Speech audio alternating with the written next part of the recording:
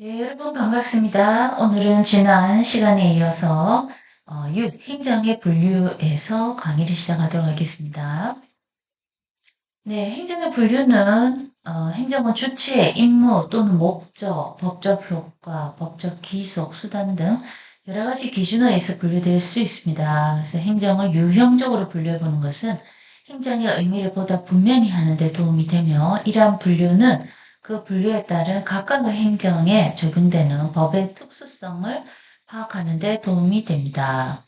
자, 그래서 주체에 의한 분류 보시겠습니다. 자, 먼저 국가행정입니다.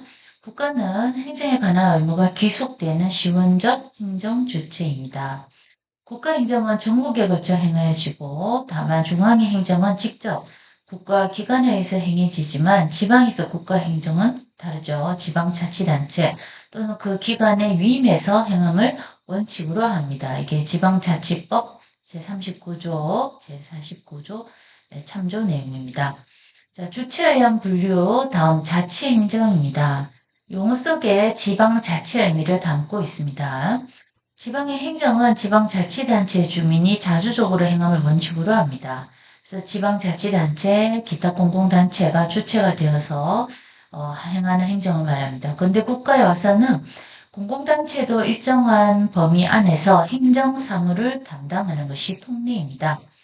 다만 국가와 공공단체 간 권한 분배 형태는 정치적, 사회적, 역사적 배경에 따라서 중앙 집권주의에 입각한 나라도 있고 지방 분권을 강화한 나라도 있습니다. 국가별로 다르다는 것이죠.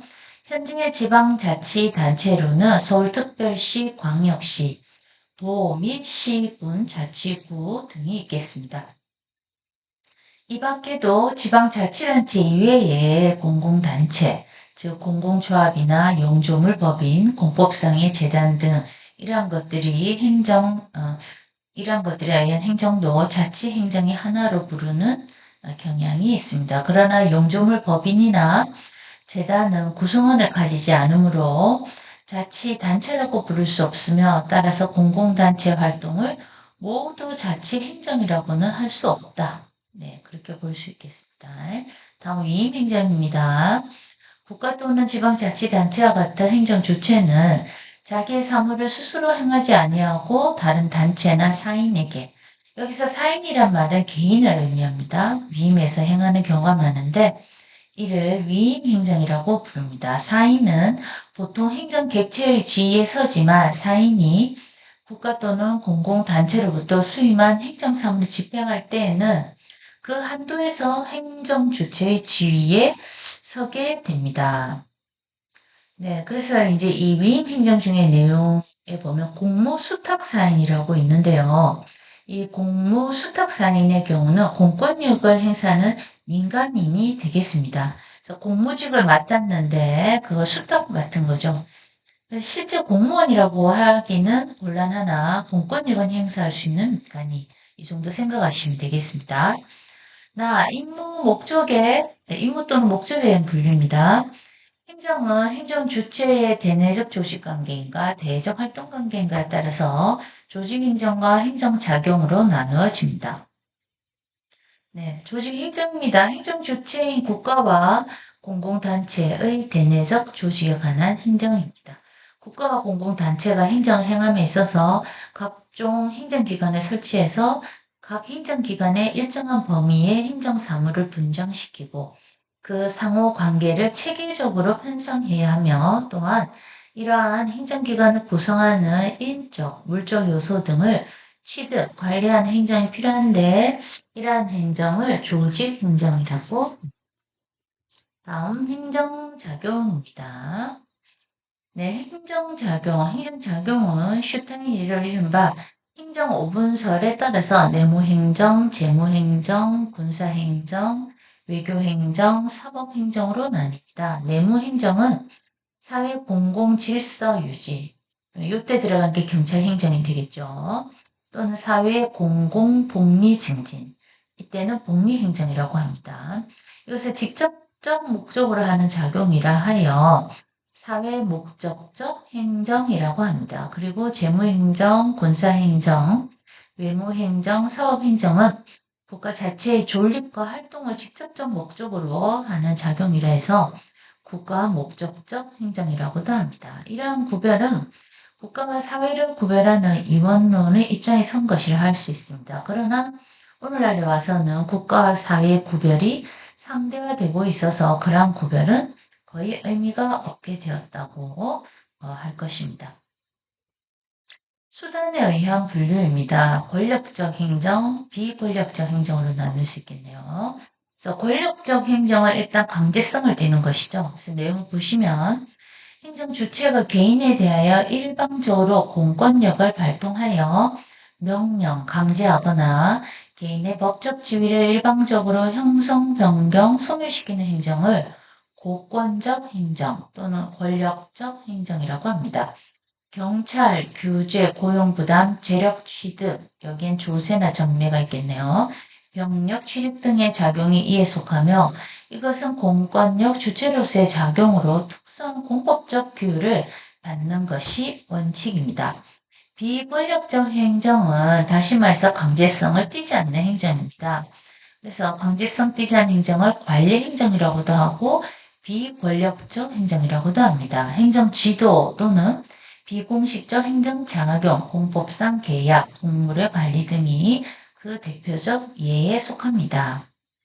자, 그래서 이 비권력적 행정을 관리 행정이라고도 하는데요. 보시면 공공복리를 실현하기 위해서 공적 재산 및 사업을 관리, 경영하는 행정으로 공기업, 공물, 재정상 관리, 군사상 관리 등이 이에 속합니다. 국가의 공적 재산 또는 공적 사업 등의 관리에 관한 작용으로 행정 목적 달성에 필요한 한도에서만 공법적 규율을 받습니다. 그리고 국고행정, 이건 사경제 작용이라고 할 수 있는데요. 행정 주체가 사법상 재산권의 주체인 사인, 사인으로서 행하는 작용입니다. 예를 들어 국유, 잡종 재산, 농지 등 이에 해당되고요. 이런 임대와 같은 것으로서 사법의 적용을 받음으로 행정법의 규율 대상에서 제외되는 작용이기도 합니다. 효과 성질에 따른 분류입니다. 행정은 국민에게 주는 효과의 성질을 기준으로 할 때 부가적 행정, 수익적 행정, 복효적 행정으로 나뉩니다. 다시 보시면 이것과 같습니다. 이 복효적이라는 말은 이 앞에 있는 행정을 복효, 합친 것을 의미합니다. 그래서 복수의 복효, 복수의 효력을 갖는 행정이죠. 네, 여기서 다시 설명해 보시면 이 부가적 행정은 침입적 행정이라고도 합니다. 침입은 어떤 침해를 당한다는 의미죠. 그래서 개인의 자유와 권리를 침해 제한하거나 혹은 의무, 부담을 과하는 행정으로 부담적 행정 또는 침해 규제 행정이라고 부릅니다. 예컨대 도로교통의 제한, 영업 금지, 공용 수용, 세금의 부과 등 이러한 것들이 침해 행정에 들어가겠습니다. 수익적 행정은 바로 이익을 주는 것이죠. 그래서 국민에게 권리나 이익을 부여하거나 기존 의무를 해지해 주는 행정을 말합니다. 그래서 이제 국민의 입장에서는 수익적 행정이 높을수록 만족도가 높겠죠. 복효적 행정은 합친 것입니다. 그래서 수익이기도 하고 침해이기도 한 거죠. 그래서 수익적인 효과와 침익적인 효과를 동시에 받는 행정으로 이 두 종류가 있다. 수익과 침익이 동일인에게 귀속되는 경우를 혼효적 행정, 수익과 침익이 서로 상이한 자에게 귀속하는 경우를 제3자효 있는 행정이라고도 합니다. 다음 법적 구속 정도에 따른 분류인데요. 이 부분은 패스하겠습니다. 7번 소방행정 주체, 객체 및 소방사무. 네. 자, 여기 좀 신경 써서 봐야 될 부분입니다. 소방행정 주체. 일반적으로 행정 주체라 하면 행정권의 담당자인 당사자, 즉 국가, 공공단체와 행정사무를 위임받은 상인이 있고 또 이와 같은 행정 주체는 사인이 있고 이와 같은 행정 주체는 그 행정기관을 통하여 행정사무를 집행합니다. 한편 소방행정의 주체라 하면 소방청, 소방행정객체에 대해서 소방행정력을 행사할 수 있는 행정기관으로서 2018년 7월 26일 정부조직법 개정에 따른 소방청 독립으로 국가와 시도 소방기관을 포함한 이론의 여지가 없다. 그래서 국가와 시도 소방기관을 포함한다 보시면 되겠죠. 소방사무는 지방자치법상 지방자치단체 사무로 규정되어 있으나 소방직, 국가직화와 국가에서 법령의 제정과 개정, 대형 재난 대응 등을 직접 수행하고 있는 것이 현실입니다. 한편 또 국회 행정안전위원회 소속 박완주 의원, 네, 더불어민주당 정책위 의장 천안을 삼선하신 분이네요. 이 박완주 의원이 소방공무원이 국가적으로 전환된 지 1년이 지났음에도 불구하고 사무를 비롯한 예산권, 인사권이 여전히 지방정부의 역할로 남아있음을 지적하며 소방기능의 국가직 전환을 촉구했다라고 말하고 있습니다. 소방행정의 주체인 국가, 시도, 이 박완주 의원이 그 당시 그 국정감사 보도자료에서 2021년 발표한 내용이었습니다. 네, 다시 돌아서 소방행정의 주체인 국가 시도는 법인으로서 인간이 고안해낸 무형의 추상적인 개념에 불과한 것으로서 스스로 활동 능력을 갖고 있지 않으므로 행정 주체를 대신해서 혹은 그 행정 주체를 위하여 활동하는 기관을 설치해서 특정 자연인을 그직에 충원시켜 소방행정 사무를 수행하지 않으면 안 된다. 따라서 소방행정의 주체를 대신하여 소방행정의 객체에 대하여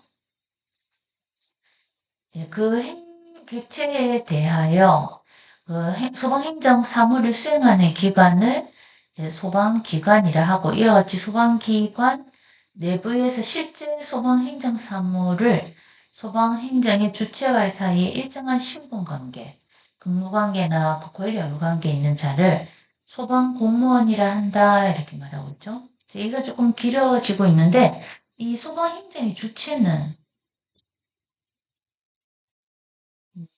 자, 어느 부분을 좀 집중해서 보셔야 되냐면 자, 처음에 이제 우리 행정 주체는 국가 되겠죠. 시도, 법인 될 수 있습니다. 근데 소방행정의 주체를 이런 것들 대신해서 소방행정 객체에 대한 행정사무를 수행하는 기관을 그 기관은 소방기관이다. 그리고 소방기관 내부에서 실제 소방행정 사무를 보는 소방행정의 주체에서 일정한 신분관계가 있는 자를 소방공무원이다. 이렇게 용어가 좀 정리되어야 하겠습니다. 자, 그러면 소방행정 객체는 뭐냐? 주체와 객체의 구분이 좀 여기서 정확히 해야 할 것 같습니다. 소방행정 객체라 하는 것은 소방행정 주체인 앞서 말한 국가 시도의 행정권이 있고요. 객체는 지배에 복종하는 자. 그래서 객체는 복종하는 자입니다. 소방행정 주체에 복종하는 자, 즉 대한민국 국민과 국제법상 외교 특권을 갖지 않은 외국인 또는 자연인이든 법인이든 불문한다 돼 있죠. 쉽게 말해서 국민입니다. 나아가 공공단체도 소방 관련 법규에 적용을 받죠. 그러면 역시 이 공공단체도 소방행정 객체가 되겠습니다. 예, 소방행정사무입니다. 소방행정사무라 하면 광의로는 소방행정 주체인 국가와 시도가 수행하는 일체의 소방사무를 다 말하겠죠. 이에 반해서 협의로는 지방자치법상 자치사무로도 규정되어 있습니다. 그래서 시도 소방본부 및 소방서가 중추적으로 수행하는 시도 소방사무는 대부분이 소방자격법상 사무에 수행되어지고 있는 이런 모순점을 내포하고 있고요. 이렇게 조속히 관련법 개정에서 국가 또는 국가와 광역 지방자치사무로 규정되어져야 할 것입니다. 자, 행정법 및 소방행정법인데요. 행정법 개념을 좀 보시겠습니다. 행정법은 행정에 관한 법입니다. 우리 앞서 얘기했지만 행정이 뭐냐 이랬을 때 정의가 쉽지는 않습니다. 자, 행정에 관한 법. 그리고 행정법학은 행정의 조직과 작용에 관한 법 형성을 연구 대상으로 하는 학문입니다. 행정의 조직과 작용. 행정법은 행정의 고유한 공법으로서 결국 행정법은 뭡니까? 공법입니다. 내용적으로는 행정 주체의 조직 작용 및 행정 부재에 관한 국내법입니다. 자, 다시 내용적으로는 행정 주체의 조직 작용 및 행정 부재에 관한 국내법, 즉 행정법은 국가, 지방자치단체 등 행정 주체에게 존립의 근거를 부여하고 행정 주체의 기관의 설치 및 그 권한, 그리고 기관 상호 간에 관한 법, 행정조직법이라겠죠. 행정조직법. 행정주체와 사인 간의 관계에 관한 법, 행정작용법이라고 합니다. 사인이란 말은 앞서 얘기 드렸지만 개인이라고 생각하시면 됩니다. 행정작용으로 인한 개인의 권리 침해에 대한 구제에 관한 법, 행정구제법 이런 것들을 총칭한 것, 총칭한 행정의 고유한 공법, 이것이 바로 행정법이다라고 말하고 있습니다. 다음 행정에 관한 법 보시면요. 헌법, 입법법, 사법법과의 구별입니다. 자, 행정에 관한 법. 행정법은 행정권의 조직, 작용, 구제를 포함해서 규율하는 법입니다. 이 점에서 국가의 조직 및 작용의 기본 원칙을 정하는 헌법과는 구별이 됩니다. 또한 행정법은 행정의 조직과 작용 및 구제에 관한 법으로 정부조직법, 지방자치법, 국군조직법, 검찰청법, 국가공무원법, 지방공무원법, 정부투자기관관리기본법, 지방공기업법은 행정조직법의 대표적인 예입니다.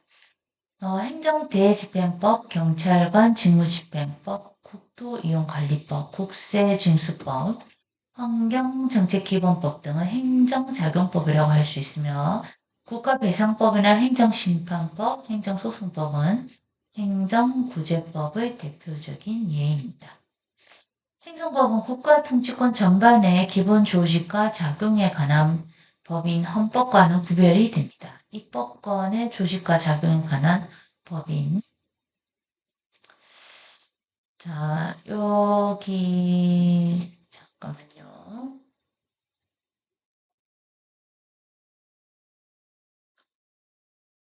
네, 그래서 지금 이제 내용이 좀 이제 복잡하게 보이긴 한데 종류가 너무 많기 때문에 그렇죠. 일단 우리가 행정법의 개념에서도 일단 여기서 기관, 조직이라고 하는 말은 일단 기관 간의 관계라고 보시면 됩니다. 기관 간, 이게 기관 상호 간의 관계. 예. 이게 행정조직이고 행정작용 다시 보시면요. 행정작용, 행정주체와 사인 간의 관계. 누구 관계냐? 누구와 누구 간의 관계냐? 조직은 기관 상호 간의 관계, 행정작용은 행정주체와 사인 간의 관계, 행정구제는 그렇다면 행정작용으로 인한 개인의 권리 침해 구제에 관한 법 이렇게 되겠죠. 그래서 개인의 권리 침해에 대한 구제를 해주기 위한 것이죠.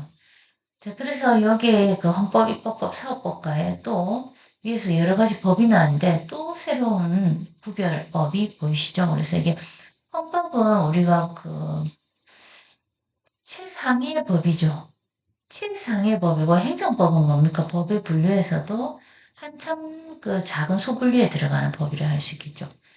또 입법법은 우리가 입법사법 구분하죠. 입법사법 할 때 입법 국회에서 만드는 법이죠. 자, 사법은 일단 개인이 들어가는 죠. 개인과 국가가 만날 수도 있지만 사법 개인과 개인도 될 수 있는 부분이죠. 자, 다음에 보시면 제가 마지막 법은 다시 한번 보겠습니다. 행정법은 국가 통치권 전반의 기본 조직과 작용에 관한 법인 헌법과 구별되죠. 입법권의 조직과 작용에 관한 법인 입법법, 이 국회에서 입법을 하게 되겠죠. 국회 사무처법 구별되죠. 사법권의 조직과 작용에 관한 법인 이 사법법, 법원 조직법 이 안에 들어가겠죠. 네, 이렇게 구별이 됩니다. 행정의 범위 보시면 행정법이 행정에 관한 법이라고 할 경우 그 행정의 의미와 범위에 관하여 학설상으로는 실질적 의미의 행정과 동일시하는 견해와 형식적 의미의 행정과 동일시하는 견해도 나눠져 있다.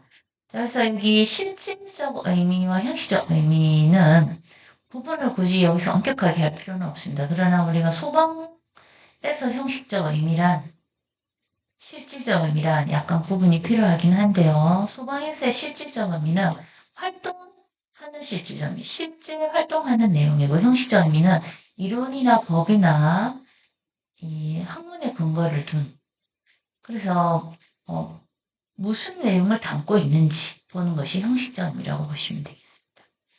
예, 다음 내려오셔서 행정의 고유에 관한 공법 보시겠습니다.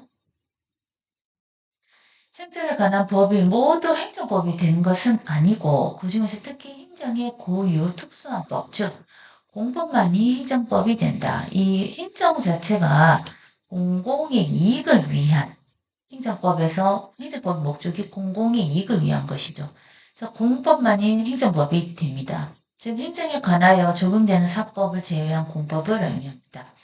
따라서 행정 주체가 재산권의 주체로서 행하는 국고행정은 사경제 작용으로 민법, 기타 사법의 적용을 받으며 행정법의 영역에서 제외됩니다. 현행 제도상 사인 상호 간의 관계를 규율하는 사법과 구별되는 공법이 인정되고 있음은 명확하지만 공법의 정의를 명확히 내리기는 힘들다. 꼭 봅니다. 행정상의 법률 관계에는 첫째, 행정 주체가 사인에 대해 명령 강제하며 일반적으로 법률 관계를 설정 변경하는 경우입니다. 이때는 권력 관계, 지배 관계라고 할 수 있겠죠.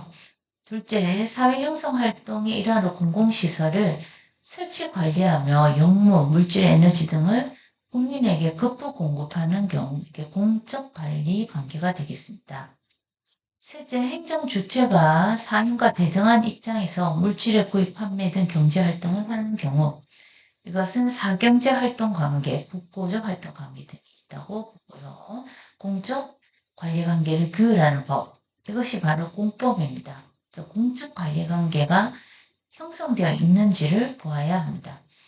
행정에 관한 국내 공법입니다. 행정에 관한 공법 중에서도 국제법을 제외한 국내 행정에 관한 공법만이 행정법이 됩니다. 우리가 국내법, 국제법 별도로 나누기 때문에 국제법은 여기에 해당되지 않습니다. 다만 헌법에 의하여 체결 공포된 조약과 일반적으로 승인된 국제법규는 국내법과 동일한 효력을 가지기도 합니다. 그 한도 안에서 국제적 법률도 국내 행정법의 대상이 됩니다. 국제법 중에는 국내 행정과 관계 있는 사항들이 있는데요. 어떤 것들이냐면 조세나 교통, 통신, 공업소유권, 위생노동 등에 관한 조약 이러한 것들은 국내 행정법의 일부를 구성하기도 합니다. 네, 소방행정법의 개념입니다. 중요합니다. 소방행정법은 소방행정의 조직과 작용 및 구제에 관한 국내 공법으로 정의할 수 있습니다. 실질적 의미의 소방 개념에 따를 경우 이때 이제 실질적 의미가 나왔네요. 화재의 예방, 경계, 진압과 구조, 구급. 그 밖의 위급한 상황에서 국민의 생명과 신체 및 재산을 보호하는 국가 작용의 내용, 범위 및 형식에 관한 성문 불문의 법 체계를 의미한다. 그래서 성문은 문서화되어 있는 거죠. 불문은 문서화되어 있지는 않으나 어떤 판례나 그 과거의 행위 작용과 결과로 본다는 거죠. 불문은 일종의 간섭법과 유사하기 때문에 얼마나 그 우리가 불문법에서 그동안 시행되어 온 내용이 무엇인지 참고를 하여 이 승문법과 관련된 결정도 함께 내릴 수 있다는 것입니다. 그래서 소방행정법은 소방조직법, 소방작용법, 소방구제법으로 대별할 수가 있고요. 소방행정법은 특별행정법의 한 분야로 일반 행정법 이론이 그대로 적용된다고 할 수 있습니다. 행정법의 성립입니다. 대륙법계. 우리나라는 대륙법계를 따르고 있습니다. 대륙법계는 법치국가의 사상과 행정제도의 발달로 행정법이 일찍부터 성립되어 온 것입니다. 그래서 법치국가의 사상을 담고 있죠. 국가의 모든 작용은 국민의 대표기관인 의회에서 제정한 법률이 기속되어야 한다는 사상입니다. 따라서 행정도 의회의 법률에 종속하게 되었는데 이 행정 활동에 관한 기준을 마련한 법체계가 바로 행정법입니다. 다만 대륙법계 법치국가 사상은 국가작용으로서 행정작용이 일반 국민의 민사사용과는 그 성질을 달리하므로 공익의 실험자로서 행정의 우월한 지위를 보호하기 위해 행정법은 일반 사법과 다른 특수한 법 영역으로 인식되어 왔습니다. 네, 끝으로 행정제도의 발달입니다. 이 행정제도 발달에서 우리가 법치국가 사상에 의해서 행정법 체계에 맞는 그 행정의 특수한 제도적 기반이 필요함에 따라 행정재판소 제도를 핵심으로 하는 행정제도가 발달되었습니다. 이것으로 인해 행정은 일반 사법과 다른 특수한 법체계와 또 아울러 일반 민사법원과 독립된 특수한 법소송 제도를 가지고 있다고 할 수 있겠죠. 네, 여러분 들어주셔서 감사합니다. 여기서 마치겠습니다.